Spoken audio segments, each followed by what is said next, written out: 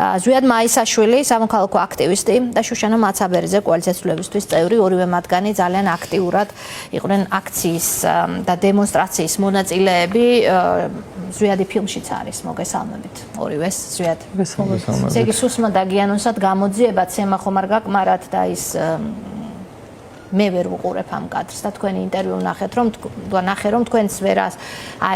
ასოცირებთ საკუთარ თავს, ვერ აკავშირებთ იმ კადრთან, რომელსაც უყურებთ და ესე იგი გცემეს სავარაუდოდ მოგწამლეს როგორც BBC-ს ფილმიდან დგინდება და ახლა გამოძიების ვერსიით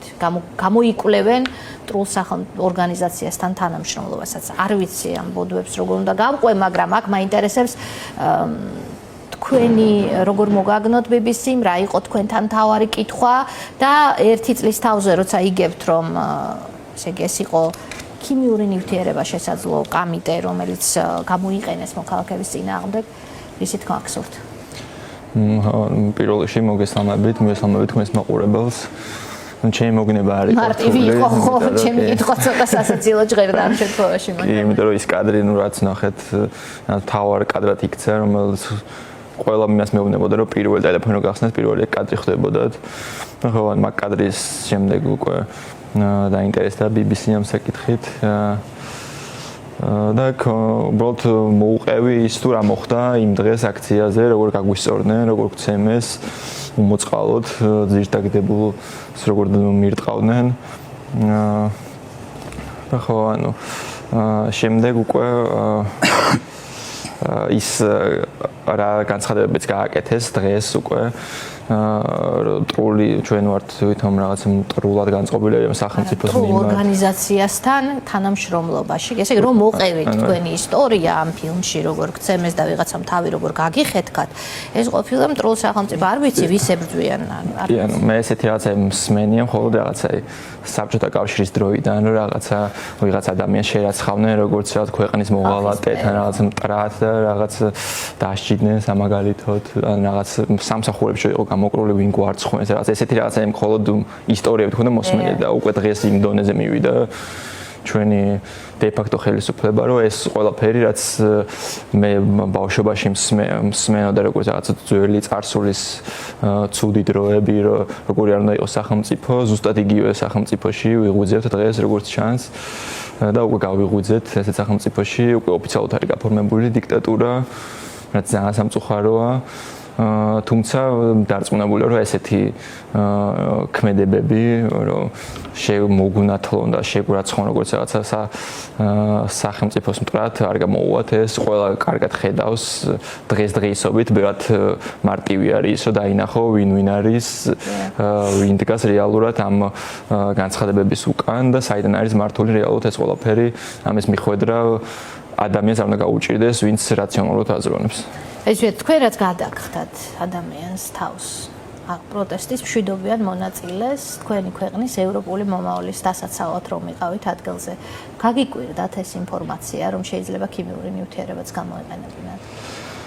ეს ინფორმაცია არ გამიკვირდა სიმართლე გითხრათ იმიტომ რომ როდესაც რამდენჯერმე მქონია შეხება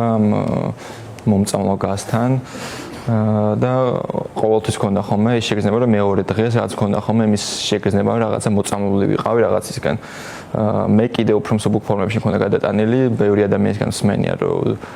გაუგრძელდათ რა გულისრევის შეგრძნება მოწამლულობა ცუდად ხდებოდნენ და ეს გრძელდებოდა რამდენიმე კვირის მანძილზეც კი ამიტომ ხო ეს საერთოდ არ გამკვირვებია პირიქით მოველოდი კიდე ასეთ რაღაცას ასევე იმაზეც ვიტყვი რომ მე თვითონ არ შემსხმია ის წყალი თუმცა ყველა ამბობდა იქ რომ ვისაც ეს წყალი მოხდა ან კანის არეზე ან სახეზე ყველას ეწოდა კანი და რაღაც აშკარად რაღაც იყო შერეული ამ წყალში რითიც ცდილობდნენ აქციის მონაწილეებს დაშლას ამიტომ ხო არ გამკვირვებია საერთოდ ხო ამ კადრებს მე მაინც ვერ გამოვდივარ აი ამ სტრესიდან რაშიც ერთი წლის განმავლობაში საქართველოს მოქალაქეები აცხოვრა რეჟიმმა ყოველ ჯერზე როცა ამ კადრებს ვუყურებ თავიდან მიახლდება ეს გრძნობა. მე წარმომიდგენია იმ ადამიანებს როგორ უახლდებათ, ვისაც უშუალოდ გადახდა თავს რეჟიმის მხრიდან ყველაფერზე წამსვლელი ავანტიურა, რომ როგორმე ხელისუფლება შეენარჩუნებინათ. ამ ფილმში არის გელე ხასაია შუშანა, ერთ-ერთი ინტერვიუერი, ის უკვე დაკავებული ყავს რეჟიმის აბსურდული ბრალით. ისაუბრობს ზუსტად, რომ მას მოხდა ეს წვეთები, სადაც მოხდა ის ადგილები ქონდა გაღიზიანებული, აქვს კადრიც, ფილმში ყვება დეტალურად ამას. ის უკვე ციხეშია. თქვენ მინდა გითხოთ მთელი აი ამ ერთი წლის განმავლობაში ყველას ქონდა განცდა, რომ აი ეს ბრუტალური დღეები, როცა მართლა ყველაფერი იქნეს პირდაპირ მნიშვნელობით, უბრალოდ ადამიანები გადაურჩნენ ფიზიკურად სიკვდილს, ინფორმაცია, რომელიც დღეს გაიგეთ ქიმიური ნივთიერების გამოყენების შესახებ, თქვენ როგორ აფასებთ ამ ამბავს?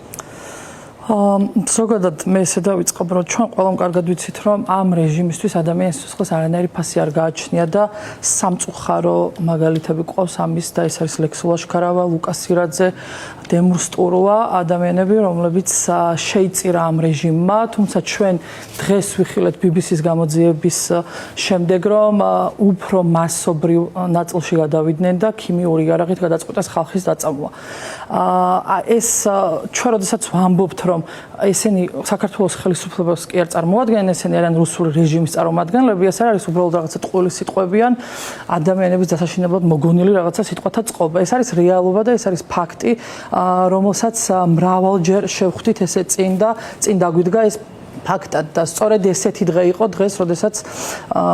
გავიგეთ, რომ ამ ქიმიური ნივთიერებით სცადეს ადამიანების დაწამვა,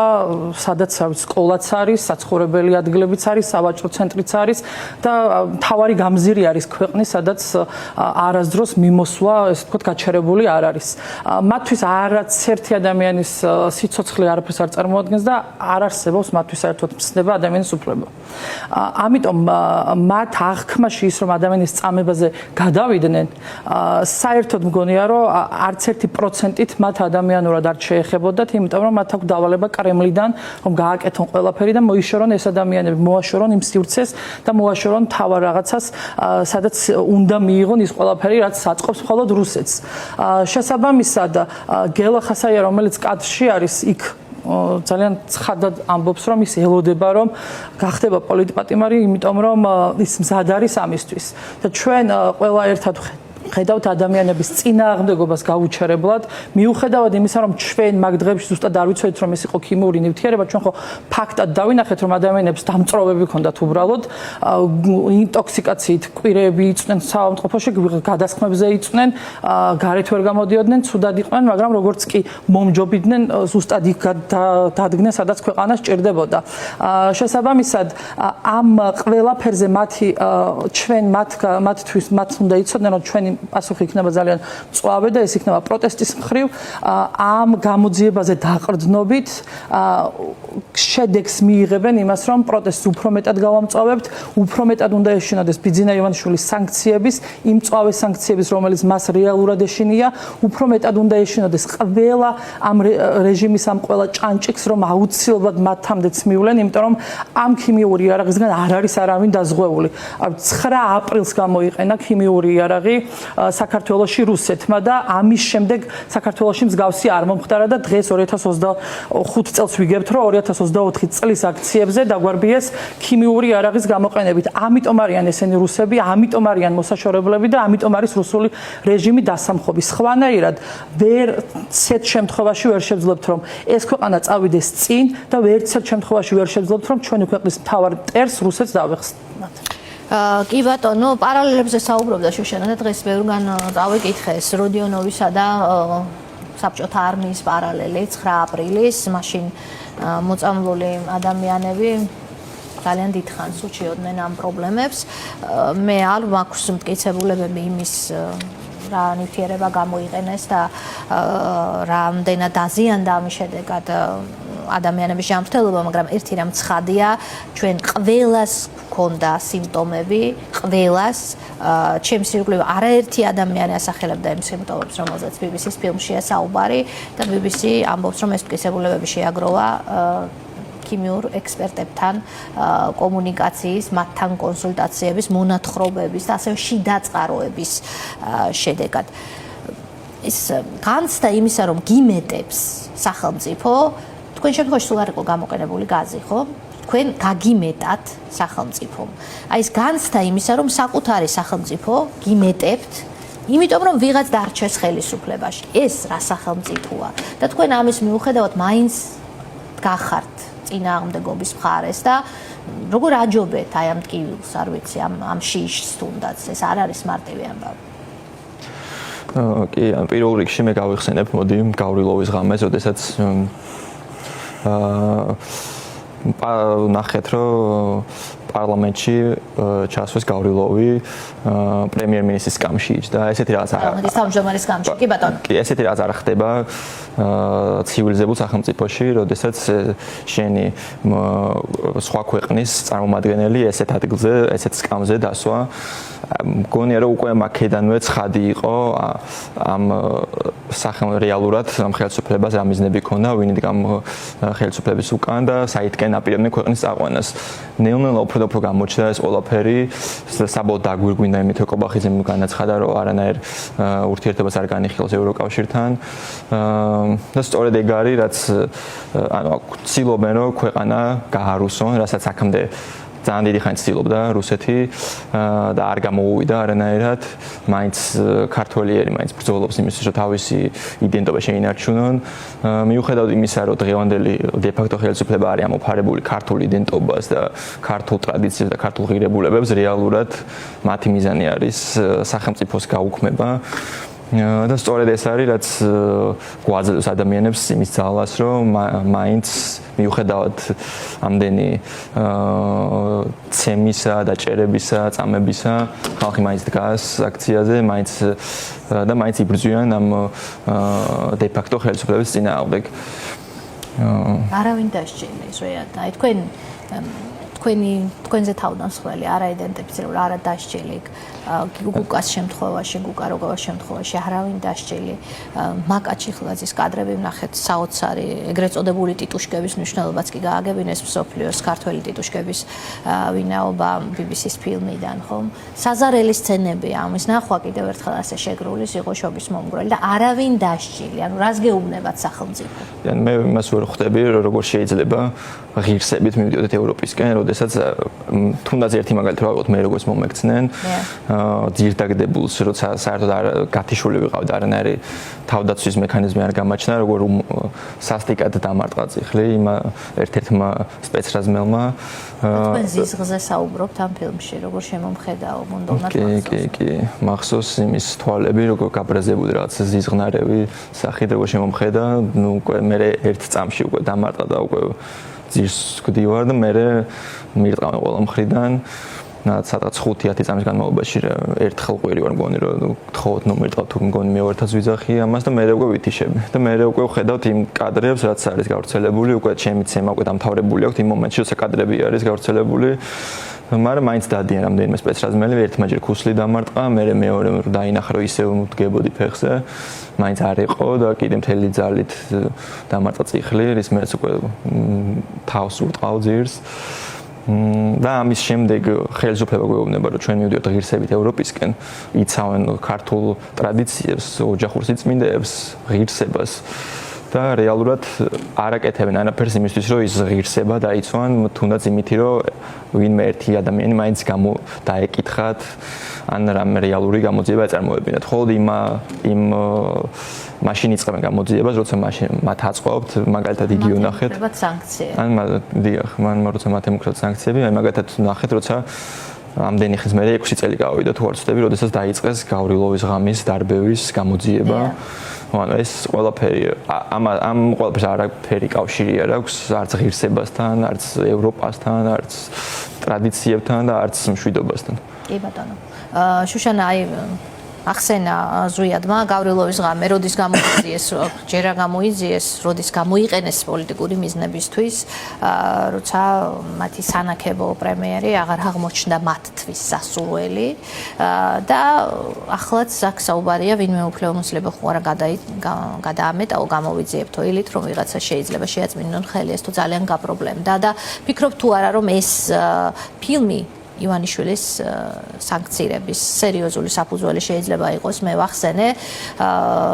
რეჟიმის ლიდერები ქიმიური იარაღის გამოყენებას მოქალაქეების წინააღმდეგ რეჟიმის ლიდერებს არ პატიობენ ხოლმე მე ნამდვილად ვთვლი რომ ეს გამოძიება აუცილებლად გახდება იმის საწინდარი რომ ბიძინა ივანიშვილი და რეჟიმის ყველა წარმომადგენელი ლიდერი აუცილებლად დაისაჯოს საკადრისად ეს იქნება სანქციების კუთხით იმწვავე სანქციების კუთხით რომელზეც ჩვენ აუცილებლად ვიმუშავებთ და ასევე მათ მოუწევთ პასუხი გასცენ ყველაფერს იქ სადაც ადამიანის უფლებებს აფასებენ მათ მოუწევთ წარდგნენ ჰააგაში და მათ მოუწევთ პასუხი აგონ იმ ყველაფერზე, რასაც უკეთებენ ამ ადამიანებს. ჩვენ ხედავთ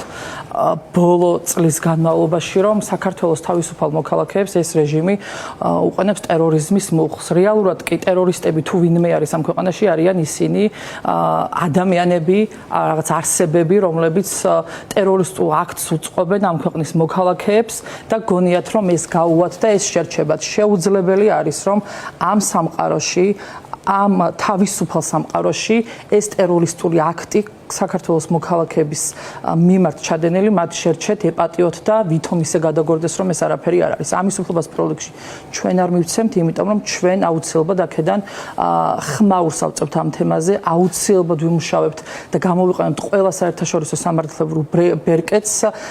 და შეუძლებელი არის რომ აი ამის შემდეგ მით უმეტეს ვინმე გაჩერდეს და ვინმე ხელები ჩამოყაროს, იმიტომ რომ ჩვენ არაერთხელ გვინახავს ქართველი ხალხის თავდადება, როდესაც ამდენი ადამიანი ერთიანდება იმ იდეის გარშემო რომ გადაარჩინოს ქვეყანა შეუძლებელი არის რამე ძალა მან ვინმემ ეს ადამიანები გააჩეროს და არ ვიცი გაიყვანოს იმ სივრციდან და ეს სივრცე დაუთმონ რუსებს და ჯალათებს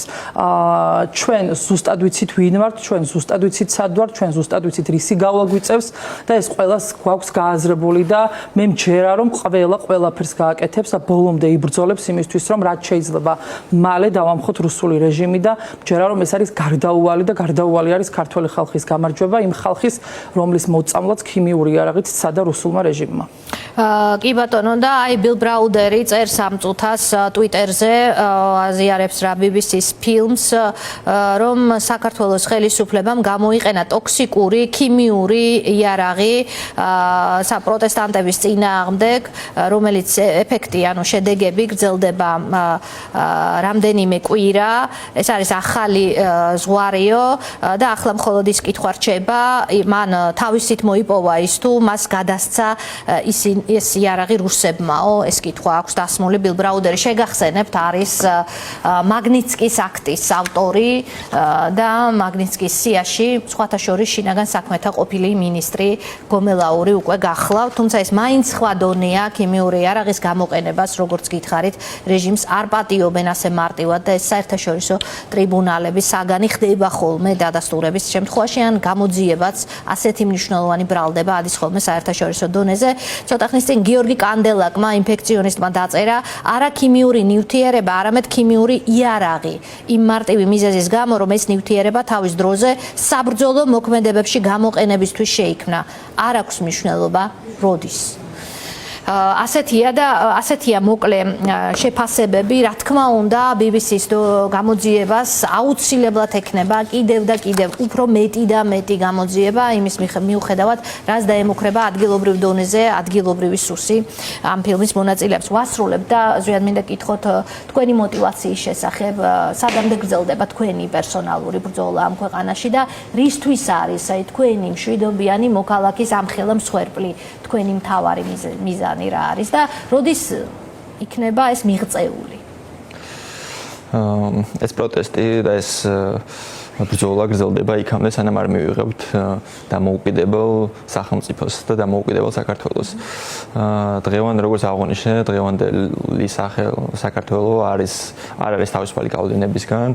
და გვინდა სწორედ ის, რომ ჩვენი ქვეყანა იყოს თავისუფალი ყველანაირი გავლენისგან, ყველანაირი ბოროტი ძალისგან, რომელიც ამ ქვეყანაში რეალურად მოქმედებს და არა ის ბოროტი ძალები, რომელსაც ჩვენი ხელისუფლება გვიმტკიცებს, რომ რეალურად გარე ძალები არიან ჩარეულები, რეალურად თვითონ არიან ის გარე ძალები, რომელიც დღეს საქართველოში აქვთ თავიანთი საცეცები და ჩვენ ვიბრძვით იქამდე, სანამ საქართველო არ განთავისუფლდება ამ რაღაც წარსული გადმონაშთისგან, რომელიც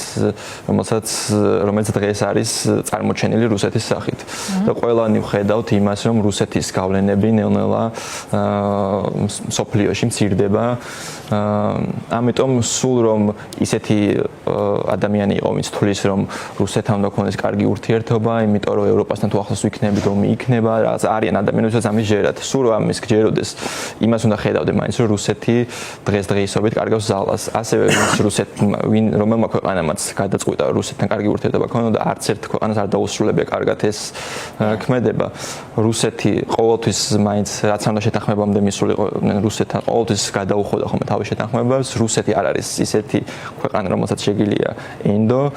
ამიტომ ხო ბრძოლა გრძელდება იქამდე, სანამ ამ გავლენებს არ ჩამოურეცხავთ და სანამ საქართველო არ იქნება დამოუკიდებელი ამ რეალური გარე ძალებისგან, რომელიც დღესობით არის შემოსული საქართველოში რუსეთისგან. დიდი მადლობა ზვიათს და მადლობა შუშანას, რომ იყვნენ ჩვენი სტუმრები.